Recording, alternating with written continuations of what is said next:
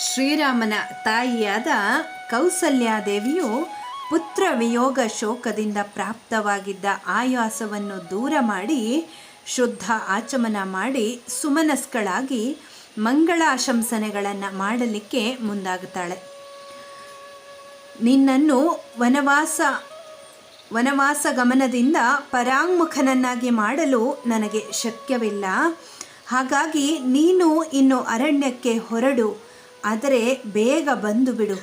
ಯಾವಾಗಲೂ ಸತ್ಪುರುಷರ ಮಾರ್ಗವನ್ನೇ ಅನುಸರಿಸು ಎಂಬುದಾಗಿ ರಾಘವನಿಗೆ ಹೇಳುತ್ತಾಳೆ. ನೀನು ಯಾವ ಧರ್ಮವನ್ನು ಧೈರ್ಯದಿಂದಲೂ ನಿಯಮದಿಂದಲೂ ಪರಿಪಾಲನೆ ಮಾಡುತ್ತಿದ್ದೀಯೋ ಅದೇ ಧರ್ಮವು ನಿನ್ನನ್ನು ರಕ್ಷಿಸಲಿ. ಪವಿತ್ರ ಸ್ಥಳಗಳಲ್ಲಿಯೂ ಮತ್ತು ದೇವಮಂದಿರಗಳಲ್ಲಿಯೂ ಇರುವ ಯಾವ ದೇವತೆಗಳನ್ನು ನೀನು ಅನುದಿನವೂ ಭಕ್ತಿಪೂರ್ವಕವಾಗಿ ನಮಸ್ಕರಿಸುತ್ತೀಯೋ ಆ ಎಲ್ಲ ದೇವತೆಗಳು ಅರಣ್ಯದಲ್ಲಿ ಮಹರ್ಷಿಗಳೊಡನೆ ಇರುವ ನಿನ್ನನ್ನು ರಕ್ಷಿಸಲಿ.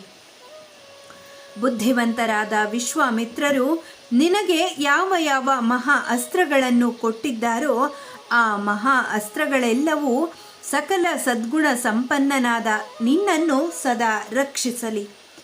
ಪಿತೃ ಶುಶ್ರೂಷೆಯಿಂದ ಪ್ರಾಪ್ತವಾದ ಫಲದಿಂದಲೂ ಮಾತೃ ಶುಶ್ರೂಷೆಯಿಂದ ಪ್ರಾಪ್ತವಾದ ಫಲದಿಂದಲೂ ಸತ್ಯ ಪರಿಪಾಲನೆಯ ಫಲದಿಂದಲೂ ಸಂರಕ್ಷಿಸಲ್ಪಟ್ಟವನಾಗಿ ಚಿರಂಜೀವಿಯಾಗು ನೀನು. ಅರಣ್ಯದಲ್ಲಿರುವ ಸಮಿತ್ತುಗಳು, ದರ್ಭೆಗಳು, ದರ್ಭೆಯ ಗ್ರಂಥಿಗಳು, ಯಜ್ಞ ವೇದಿಕೆಗಳು, ದೇವಪೂಜಾ ಸ್ಥಳಗಳು, ಬ್ರಾಹ್ಮಣರು ಮಲಗುವ ಪವಿತ್ರವಾದಂತಹ ಜಾಗಗಳು, ಪರ್ವತಗಳು, ದೊಡ್ಡ ಮರಗಳು, ಸಣ್ಣ ಕೊಂಬೆಗಳಿರುವ ವೃಕ್ಷಗಳು, ಸರೋವರಗಳು, ಪಕ್ಷಿಗಳು, ಸರ್ಪಗಳು, ಸಿಂಹಗಳು ಎಲ್ಲವೂ ನಿನ್ನನ್ನು ಸದಾ ರಕ್ಷಣೆ ಮಾಡಲಿ. ಸಾಧ್ಯರು, ವಿಶ್ವೇ ದೇವತೆಗಳು, ಸಪ್ತ ಮರುತ್ತುಗಳು, ಮಹರ್ಷಿಗಳು, ದಕ್ಷ ಬ್ರಹ್ಮ, ಚತುರ್ಮುಖ ಬ್ರಹ್ಮ, ಪೂಷ, ಭಗ, ಅರಿಯಮನೆ ಮೊದಲಾದ ದ್ವಾದಶಾದಿತ್ಯರು, ಇಂದ್ರನೇ ಮೊದಲಾದ ಲೋಕಪಾಲಕರು, ವಸಂತವೇ ಮೊದಲಾದ 6 ಋತುಗಳು, ಶುಕ್ಲ ಕೃಷ್ಣ ಪಕ್ಷಗಳು, ಚೈತ್ರವೇ ಮೊದಲಾದಂತಹ 12 ಮಾಸಗಳು, ಪ್ರಭವ ವಿಭವಾದಿ 60 ಸಂವತ್ಸರಗಳು, ರಾತ್ರಿಗಳು, ಹಗಲುಗಳು ಮತ್ತು ಮುಹೂರ್ತಗಳು ನಿನಗೆ ಸರ್ವಕಾಲಗಳಲ್ಲಿಯೂ ಮಂಗಳವನ್ನು ಉಂಟು ಮಾಡಲಿ. ಮಗು, ಸ್ಮೃತಿ, ಧೃತಿ ಮತ್ತು ಧರ್ಮಗಳು ಎಲ್ಲ ಕಡೆಗಳಿಂದಲೂ ನಿನ್ನನ್ನು ರಕ್ಷಿಸಲಿ. ಪೂಜ್ಯನಾದ ಸ್ಕಂದ, ಸೋಮ, ಬೃಹಸ್ಪತಿ, ಸಪ್ತರ್ಷಿಗಳು ಮತ್ತು ನಾರದರು ಇವರೆಲ್ಲರೂ ನಿನ್ನನ್ನು ಎಲ್ಲ ಕಡೆಗಳಲ್ಲಿಯೂ ರಕ್ಷಿಸಲಿ. ಸಿದ್ಧರು, 10 ದಿಕ್ಕುಗಳು ಮತ್ತು ದಿಕ್ಪಾಲಕರು ನಾನು ಮಾಡುವ ಸ್ತೋತ್ರದಿಂದ ಸಂತುಷ್ಟರಾಗಿ ಕಾಡಿನಲ್ಲಿ ನಿನ್ನನ್ನು ಅನುದಿನವೂ ಎಲ್ಲ ಕಡೆಗಳಿಂದಲೂ ಸಂರಕ್ಷಿಸಲಿ. ಮಗು, ಸಮಸ್ತ ಪರ್ವತಗಳು, ಸಮಸ್ತ ಸಮುದ್ರಗಳು, ಇವುಗಳ ರಾಜನಾದ ವರುಣನು, ದ್ಯುಲೋಕ, ಅಂತರಿಕ್ಷ, ಭೂಮಿಗಳು, ಸಮಸ್ತ ನದಿಗಳು, ಎಲ್ಲ ನಕ್ಷತ್ರಗಳು, ಅಭಿಮಾನಿ ದೇವತೆಗಳಿಂದ ಕೂಡಿದ ಎಲ್ಲ ಗ್ರಹಗಳು, ಹಗಲುಗಳು, ರಾತ್ರಿಗಳು, 2 ಸಂಧ್ಯೆಗಳು ಅರಣ್ಯವನ್ನು ಆಶ್ರಯಿಸುವ ನಿನ್ನನ್ನು ರಕ್ಷಿಸಲಿ. ಮಗು, 6 ಋತುಗಳು, ಚೈತ್ರಾದಿ ಮಾಸಗಳು, ಪ್ರಭವಾದಿ ಸಂವತ್ಸರಗಳು, ಕಲೆಗಳು, ಕಾಷ್ಟಗಳು ನಿನಗೆ ಸುಖವನ್ನು ಉಂಟು ಮಾಡಲಿ. ಮುನಿವೇಷವನ್ನು ಧರಿಸಿ ಅರಣ್ಯದಲ್ಲಿ ಸಂಚರಿಸುವ ಧೀಮಂತನಾದ ನಿನಗೆ ಅಲ್ಲಿರುವ ದೇವತೆಗಳು, ದೈತ್ಯರು ಸದಾ ಸುಖದಾಯಕರಾಗಿರಲಿ. ಭಯಂಕರರಾದ ರಾಕ್ಷಸರಿಂದಲೂ ಕ್ರೂರ ಕರ್ಮಿಗಳಾದ ಪಿಶಾಚರಿಂದಲೂ ಮಾಂಸಭಕ್ಷಕ ಪ್ರಾಣಿಗಳಿಂದಲೂ ನಿನಗೆ ಭಯ ಉಂಟಾಗದಿರಲಿ. ಗಹನವಾದ ಕಾಡಿನಲ್ಲಿರುವ ಕಪಿಗಳು, ಚೇಳುಗಳು, ಕಾಡು ನೊಣಗಳು, ಸೊಳ್ಳೆಗಳು, ಸರ್ಪಗಳು, ಕೀಟಗಳು ನಿನಗೆ ಬಾಧೆಯನ್ನು ಉಂಟು ಮಾಡದಿರಲಿ. ಮದಿಸಿದ ಕಾಡಾನೆಗಳು, ಸಿಂಹಗಳು, ಹುಲಿಗಳು, ಕರಡಿಗಳು, ಕಾಡು ಹಂದಿಗಳು, ದೊಡ್ಡ ದೊಡ್ಡ ಕೋಡುಗಳಿರುವ ಕಾಡು ಕೋಣಗಳು, ಕಾಡೆಮ್ಮೆಗಳು ಮತ್ತು ಭಯಂಕರವಾದ ಇತರ ದುಷ್ಟ ಪ್ರಾಣಿಗಳು ಅರಣ್ಯದಲ್ಲಿ ನಿನ್ನನ್ನು ಘಾಸಿಪಡಿಸದಿರಲಿ. ಮನುಷ್ಯರ ಮಾಂಸವನ್ನು ಭಕ್ಷಿಸುವ ಭಯಂಕರವಾದ ಯಾವ ಕ್ರೂರ ಪ್ರಾಣಿಗಳಿವೆಯೋ ಅವೆಲ್ಲವೂ ನಾನು ಮಾಡುವ ಪೂಜೆಯಿಂದ ಸಂತುಷ್ಟವಾಗಿ ನಿನ್ನನ್ನು ಹಿಂಸಿಸದಿರಲಿ. ನೀನು ಅರಣ್ಯದಲ್ಲಿ ಹೋಗುವ ಮಾರ್ಗಗಳು ನಿನಗೆ ಶುಭದಾಯಕಗಳಾಗಲಿ. ನಿನ್ನ ಪರಾಕ್ರಮಗಳು ಅರಣ್ಯದಲ್ಲಿ ಸಫಲಗಳಾಗಲಿ. ಸಮಸ್ತ ಸಂಪತ್ತಿನ ಪ್ರಾಪ್ತಿಗಾಗಿ ಕ್ಷೇಮದಿಂದ ಅರಣ್ಯಕ್ಕೆ ಪ್ರಯಾಣ ಮಾಡು. ವತ್ಸ, ಅಂತರಿಕ್ಷದಲ್ಲಿ ಸಂಚರಿಸುವವರಿಂದಲೂ ಭೂಮಿಯಲ್ಲಿ ಸಂಚರಿಸುವವರಿಂದಲೂ ಸಕಲ ದೇವತೆಗಳಿಂದಲೂ ಮತ್ತು ಶತ್ರುಗಳಿಂದಲೂ ನಿನಗೆ ಮಂಗಳ ಉಂಟಾಗಲಿ. ನಾನು ಪೂಜಿಸುವ ಶುಕ್ರ, ಸೋಮ, ಸೂರ್ಯ, ಯಮ, ಕುಬೇರರು ದಂಡಕಾರಣ್ಯದಲ್ಲಿ ವಾಸ ಮಾಡಲಿರುವ ನಿನ್ನನ್ನು ರಕ್ಷಿಸಲಿ. ರಘುನಂದನನೇ, ಅಗ್ನಿಯು, ವಾಯುವು, ಅಗ್ನಿ ಸಂಬಂಧವಾದ ಧೂಮವು, ಯಜ್ಞಕಾಲದಲ್ಲಿ ಋಷಿಗಳ ಮುಖಗಳಿಂದ ಹೊರಡುವ ವೇದ ಮಂತ್ರಗಳು, ಶುದ್ಧ ಆಚಮನ ಕಾಲದಲ್ಲಿ ನಿನ್ನನ್ನು ರಕ್ಷಿಸಲಿ. ಸಕಲ ಲೋಕಗಳಿಗೂ ಪ್ರಭುವಾದ ನಾರಾಯಣನು, ಸಕಲ ಚರಾಚರ ಪ್ರಾಣಿಗಳ ಉತ್ಪತ್ತಿಗೆ ಕಾರಣನಾದ ಬ್ರಹ್ಮನು, ಋಷಿ ಮಹರ್ಷಿಗಳು ಇವರೇ ಅಲ್ಲದೆ ಇನ್ನೂ ಅನೇಕ ದೇವಾಧಿದೇವತೆಗಳು ವನವಾಸಿಯಾಗಲಿರುವ ನಿನ್ನನ್ನು ರಕ್ಷಿಸಲಿ. ಹೀಗೆ ವಿಶಾಲಾಕ್ಷಿಯಾದ ಕೌಸಲ್ಯ ದೇವಿಯು ದಿವ್ಯ ಕುಸುಮ ಮಾಲೆಗಳಿಂದಲೂ ದಿವ್ಯ ಗಂಧಗಳಿಂದಲೂ ಆಯಾ ದೇವತೆಗಳಿಗೆ ಅನುರೂಪವಾದ ಸ್ತೋತ್ರಗಳಿಂದಲೂ ಸಕಲ ದೇವತೆಗಳನ್ನು ತನ್ನ ಮಗನ ಕಲ್ಯಾಣಕ್ಕಾಗಿ ಪೂಜಿಸಿದಳು. ಮಹಾತ್ಮರಾದ ಬ್ರಾಹ್ಮಣರ ಮೂಲಕವಾಗಿ ಯಜ್ಞೇಶ್ವರನನ್ನು ವಿಧಿಪೂರ್ವಕವಾಗಿ ಪ್ರತಿಷ್ಠಾಪನೆ ಮಾಡಿ ಶ್ರೀರಾಮನಿಗೆ ವನವಾಸ ಕಾಲದಲ್ಲಿ ಮಂಗಳವಾಗಲೆಂದು ಹೋಮವನ್ನು ಮಾಡಿಸಿದಳು. ತುಪ್ಪ, ಬಿಳಿಯ ಹೂವಿನ ಮಾಲೆಗಳು, ನಾನಾ ವಿಧವಾದ ಸಮಿತ್ತುಗಳು, ಬಿಳಿಯ ಸಾಸಿವೆ ಮುಂತಾದ ಹೋಮ ದ್ರವ್ಯಗಳನ್ನು ವರಾಂಗನೆಯಾದ ಕೌಸಲ್ಯಾದೇವಿಯು ಸಿದ್ಧಪಡಿಸಿದಳು.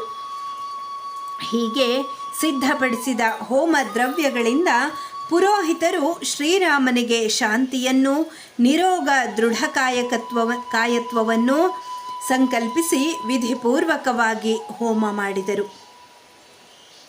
ಹೋಮಶೇಷದಿಂದ ವೇದಿಕೆಯ ಹೊರಭಾಗದಲ್ಲಿ ಲೋಕಪಾಲರ ಪ್ರೀತ್ಯರ್ಥವಾಗಿ ಬಲಿಪ್ರದಾನವನ್ನು ಮಾಡಿದರು. ಆ ಬಳಿಕ ಪುರೋಹಿತರು ಜೇನುತುಪ್ಪ, ಮೊಸರು, ಅಕ್ಷತೆ, ತುಪ್ಪ ಮುಂತಾದ ಶುಭ ವಸ್ತುಗಳೊಡನೆ ಋತ್ವಿಜರನ್ನು ಕುರಿತು ಪುಣ್ಯಾಹಂ ಭವಂತೋ ಬ್ರುವಂತು ಮುಂತಾಗಿ ಹೇಳಿ ಅರಣ್ಯದಲ್ಲಿ ಪ್ರಾಪ್ತವಾಗಬಹುದಾದಂತಹ ಅರಿಷ್ಟಗಳ ನಿರಸನ ಮಂತ್ರಗಳನ್ನು ಬ್ರಾಹ್ಮಣರಿಂದ ಹೇಳಿಸಿದರು. ಪುಣ್ಯಾಹ ವಾಚನವು ಯಥಾವಿಧಿಯಾಗಿ ಮುಗಿದ ನಂತರ ಕೌಸಲ್ಯಾದೇವಿಯು ಪುರೋಹಿತರನ್ನು ಸತ್ಕರಿಸಿ ಅವರು ಅಪೇಕ್ಷಿಸಿದಷ್ಟು ದಕ್ಷಿಣೆಯನ್ನು ಕೊಟ್ಟು ಕಳುಹಿಸಿ ಶ್ರೀರಾಮನಿಗೆ ಹೇಳಿದಳು.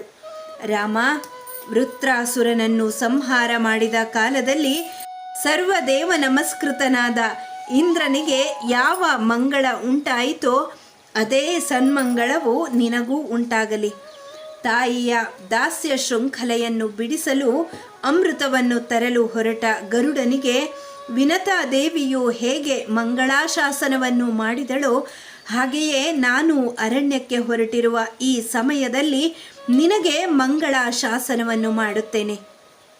ಗರುಡನಿಗೆ ಪ್ರಾಪ್ತವಾದ ಮಂಗಳವು ನಿನಗೂ ಪ್ರಾಪ್ತವಾಗಲಿ.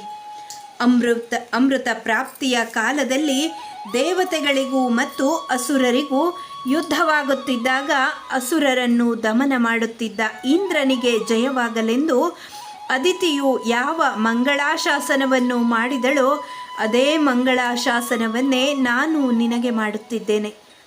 ಇಂದ್ರನಿಗಂದು ಪ್ರಾಪ್ತವಾದ ಸನ್ಮಂಗಳವು ನಿನಗೂ ಲಭಿಸಲಿ. ಅಖಂಡ ಭೂಮಂಡಲವನ್ನು ವ್ಯಾಪಿಸಿ ಒಂದು ಹೆಜ್ಜೆಯನ್ನು, ಆಕಾಶವನ್ನು ವ್ಯಾಪಿಸಿ ಮತ್ತೊಂದು ಹೆಜ್ಜೆಯನ್ನು ಇಟ್ಟು ಮೂರನೆಯ ಹೆಜ್ಜೆಯನ್ನು ಬಲಿಚಕ್ರವರ್ತಿಯ ತಲೆಯ ಮೇಲಿಟ್ಟು ಅವನನ್ನು ಪಾತಾಳಕ್ಕೆ ತುಳಿದ ಕಾಲದಲ್ಲಿ ಅಮಿತ ತೇಜಸ್ವಿಯಾದ ವಾಮನ ರೂಪಿಯಾದ ಮಹಾವಿಷ್ಣುವಿಗೆ ಯಾವ ಮಂಗಳ ಉಂಟಾಯಿತೋ ಅದೇ ಮಂಗಳವು ನಿನಗೂ ಉಂಟಾಗಲಿ. 6 ಋತುಗಳು, 7 ಸಮುದ್ರಗಳು, 7 ದ್ವೀಪಗಳು, 4 ವೇದಗಳು, 14 ಲೋಕಗಳು, 8 ದಿಕ್ಕುಗಳು ಶುಭಪ್ರದಗಳಾಗಿ ನಿನಗೆ ಶುಭ ಮಂಗಳಗಳನ್ನು ಸರ್ವದಾ ದಯಪಾಲಿಸಲಿ. ಈ ರೀತಿಯಾಗಿ ಕೌಸಲ್ಯಾದೇವಿಯು ಮಗನಿಗೆ ಮಂಗಳಾಶಾಸನವನ್ನು ಮಾಡಿ ದೇವಪ್ರಸಾದವನ್ನು ಮಗನ ತಲೆಯಲ್ಲಿ ಹಾಕಿ ದೇವತಾರ್ಚನೆಯಾದ ನಂತರ ಉಳಿದ ಗಂಧಶೇಷದಿಂದಲೂ ಪ್ರಸಾದ ಪುಷ್ಪಗಳಿಂದಲೂ ಶ್ರೀರಾಮನನ್ನು ಅಲಂಕರಿಸಿ ಪ್ರತ್ಯಕ್ಷ ಫಲವನ್ನು ನೀಡುವ ವಿಶಲ್ಯಕರಣಿ ಎಂಬ ಶುಭದಾಯಕವಾದ ಮೂಲಿಕೆಯನ್ನು ರಕ್ಷಣಾರ್ಥವಾಗಿ ಶ್ರೀರಾಮನ ಕೈಗೆ ಕಟ್ಟಿ ಮೂಲಿಕಾಧಿ ದೇವತಾ ಮಂತ್ರವನ್ನು, ರಕ್ಷಾಬಂಧನ ಮಂತ್ರವನ್ನು ಜಪಿಸಿದಳು. ಕೌಸಲ್ಯೆಯು ಸಂತೋಷಗೊಂಡವಳಂತೆ ಮಾತನ್ನೇನೋ ಆಡಿದಳು, ಮಂಗಳಾಶಾಸನವನ್ನು ಮಾಡಿದಳು. ಆದರೆ ಅವಳ ಹೃದಯದಲ್ಲಿ ದುಃಖವು ತುಂಬಿಕೊಂಡಿತ್ತು. ಮಾತಿನಲ್ಲಿ ರಾಮನನ್ನು ಹೋಗಿ ಬಾ ಎಂದು ಹೇಳಿದರೂ ಅವಳ ಭಾವನೆಯು ಮಾತ್ರ ಶ್ರೀರಾಮನನ್ನು ಪರಿತ್ಯಜಿಸುವುದು ಆಗಿರಲಿಲ್ಲ. ಯಶಸ್ವಿನಿಯಾದ ಕೌಸಲ್ಯೆಯು ಮುಂದಕ್ಕೆ ಬಗ್ಗಿ ಪುತ್ರನನ್ನು ಬಾಚಿ ತಬ್ಬಿಕೊಂಡು ನೆತ್ತಿಯನ್ನು ಆಘ್ರಾಣಿಸಿ ಅಸ್ಪಷ್ಟವಾದ ಮಾತುಗಳಿಂದ ಹೇಳಿದಳು, ಮಗು ರಾಮ, ನಿನ್ನ ಇಷ್ಟಾರ್ಥವು ನೆರವೇರಲಿ. ಸುಖವಾಗಿ ಹೋಗಿ ಬಾ. ನೀನು ನಿರೋಗ ದೃಢಕಾಯನಾಗಿ ಸಂಕಲ್ಪದ ಸಿದ್ಧಿಯನ್ನು ಪಡೆದು ಸುಖವಾಗಿ ಅಯೋಧ್ಯೆಗೆ ಹಿಂದಿರುಗಿ ಹಿಂದಿನ ರಾಜರ್ಷಿಗಳ ಮಾರ್ಗದಲ್ಲಿ ಸುಸ್ಥಿರನಾಗಿರುವುದನ್ನು ನಾನು ನೋಡುತ್ತೇನೆ. ನೀನು ಕಾಡಿಗೆ ಹೊರಟೊಡನೆಯೇ ನನ್ನ ಕಂದನು ಯಾವ ಕಾಡಿನಲ್ಲಿ ಪ್ರಯಾಣ ಮಾಡುತ್ತಿರುವನೋ ಅವನ ಸುಕೋಮಲವಾದ ಕಾಲುಗಳಿಗೆ ಎಷ್ಟು ಮುಳ್ಳುಗಳು ಚುಚ್ಚಿವೆಯೋ, ಅವನು ಎಷ್ಟು ದುಷ್ಟ ಮೃಗಗಳನ್ನು ಎದುರಿಸಬೇಕಾಗುವುದೋ, ರಾತ್ರಿಯಲ್ಲಿ ಎಲ್ಲಿ ಮಲಗುತ್ತಾನೋ, ಇವೇ ಮುಂತಾಗಿ ದುಷ್ಟವಾದ ಕಲ್ಪನೆಗಳು ನನ್ನ ಮನಸ್ಸಿನಲ್ಲಿ ಹುಟ್ಟುತ್ತಲೇ ಇರುತ್ತವೆ. ನೀನು ಅಯೋಧ್ಯೆಗೆ ಆಗಮಿಸಿದ ಶುಭ ದಿನದಂದು ಈ ದುಷ್ಟ ಕಲ್ಪನೆಗಳೆಲ್ಲವೂ ದೂರವಾಗಿ ಪ್ರಫುಲ್ಲಗೊಂಡ ಮುಖದಿಂದ ಕೂಡಿದವಳಾಗಿ ಆಗತಾನೆ ಉದಯಿಸಿದ ಪೂರ್ಣಚಂದ್ರನನ್ನು ನೋಡಿ ಸಂತೋಷಿಸುವಂತೆ ವನದಿಂದ ಆಗಮಿಸಿದ ನಿನ್ನನ್ನು ನೋಡಿ ಸಂತೋಷ ಪಡುತ್ತೇನೆ ಮಗು.